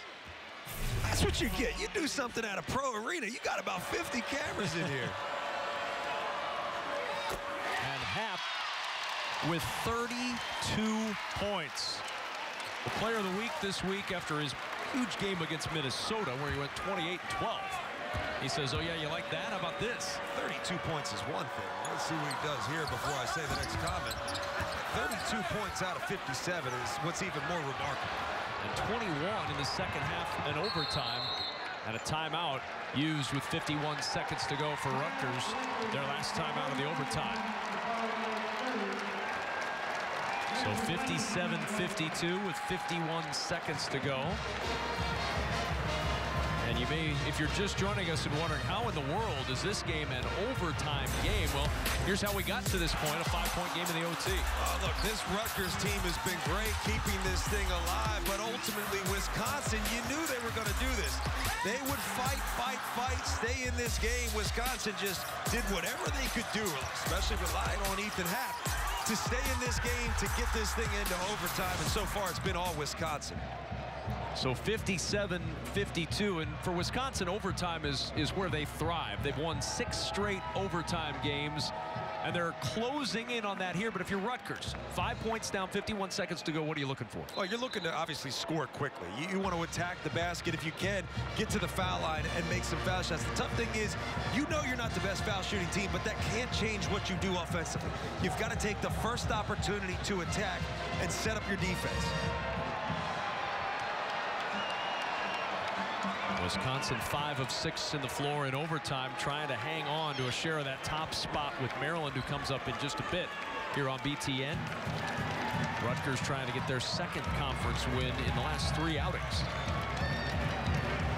They're going to need a little work offensively to get that done. And Ethan Happ now 32 points, a career high. He's made 12 field goals, 8 of 16 at the free throw line, and you see the numbers for Happ and the rest of the team. I feel badly doing that, the rest of the team, but it's a great way to illustrate, as you hear the horn go off inadvertently, it's a great way to illustrate how key he's been. And clearly his teammates have done a great job fighting him. A 28-point performance we mentioned earlier against Minnesota was a career high, now 32 today. As Johnson with the step back jumper, and it falls. Big bucket for Nigel Johnson to make it a 3-point game. Well, they did it pretty quickly. Not a ton of time off the clock and got a chance to set up defense. I would not wait too long. I want to foul him. Well, Koenig's the guy you had to foul, an 88% free throw shooter. As I said, you want to attack quickly, and it may be a tough shot, but you got to get something at the rim, especially when it's a multiple possession game. 8 shots obviously let you set up your defense. But again, this is a team that is incredibly comfortable in tight situations, and I don't know, if I'm a betting man, I feel like Bronson Koenig's going to get these to go. 13 points for Johnson. Koenig with 6, and there's the first. It's not been certainly the best game for Bronson Koenig by any measure. 2 of 13 from the floor, 2 of 10 from 3, but not too many guys you'd rather have at the line in a clutch situation than Bronson Koenig. No, I mean, not only at the line, he makes great decisions. He handles the ball well, which means he can keep the ball in his hands and make them foul him. Sanders ripped by Happ. Just plucked it out of his hands. What a play by Ethan Happ that may seal it for Wisconsin. I've said it before, Ethan Happ doing such a good job keeping his hands ready to make a play. Look at the hands, wide up in the air. I'm just straight up in the air, making it impossible to make that pass. Can't say enough about the night, or the day, I should say, that Ethan Happ's had. I can read off statistics. It doesn't tell the whole story. Yes, he's had a great game. Yes, he does a little bit of everything. He's had 3 steals in the first half. Keeping his team in a game when they couldn't score. They had 20 points at the half, if I'm remembering correctly. He's kept this team in the game, but you also have to credit teammates who understand when you're not getting easy baskets, find the guy who's able to make something happen, and that's been Ethan Happ. It's a 25-20 Rutgers lead at halftime.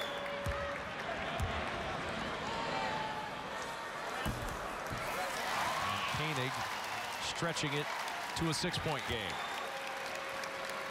And for Bronson Koenig, it doesn't matter what he did from the first minute to the 30th minute. He's really finished strong, which is what he always does.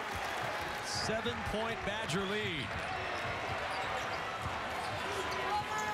Freeman, the deep 3, not going to go. Rebound kicked out to Nigel Hayes, and the Badgers are going to dodge a big bullet here at Madison Square Garden. Rutgers had him on the ropes, but Wisconsin came back to get the late knockout. 61-54, the final in overtime. It seems to be business as usual, right? This Wisconsin team in a close game situation against a team like Rutgers, who we've said they're going to compete against everybody in this conference. They've got size, they've got depth, they've got the potential with good guard play, and they're a very well-coached team. But Wisconsin, comfortable as they could possibly be in a close game situation, doesn't hurt to have guys like Ethan Happ, Nigel Hayes, and Bronson Koenig, the ice water of all ice waters, on the floor in late game situations. 7 straight overtime games won by the Wisconsin Badgers. A team that gets into overtime and knows how to close, and that's what Wisconsin was able to do. They worked their way into overtime, and then they were able to get it done. 61-54, the final in overtime. Rick Pizzo is standing by with the head coach of the Wisconsin Badgers, Greg Gard. Well, Greg, we have to start with Ethan Happ with an absolutely singular performance. How do you put into words what he did for you guys tonight on both ends of the floor? Well, he bailed us out when we weren't had a hard time finding the basket. Hard might be a nice word to use. Kept looking at the stat sheet saying, I don't know how it can get any worse, but credit to our guys. They just kept battling, didn't give in when absolutely nothing was going our way. We were good enough defensively to be able to hang. If it wasn't for our defense, we would have never had a chance there at the end. Even the guys who struggled. Bronson Koenig hits a big 3 late. Nigel did not have a field goal until overtime, then played by far his best basketball of the game.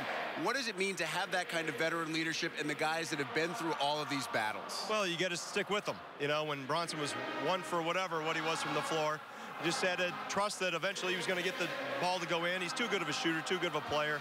Been in these situations before, so stick with them, have confidence in them, and they obviously delivered. Greg, we appreciate the time. Congrats on a tough-fought win. All right, thanks, Rick. Kev? All right, Rick, thank you very much. Once again, our final score in overtime, Wisconsin 61, Rutgers 54. Don't forget our coverage of Super Saturday from Madison Square Garden picks back up at 6:30 tonight with our hockey pregame show.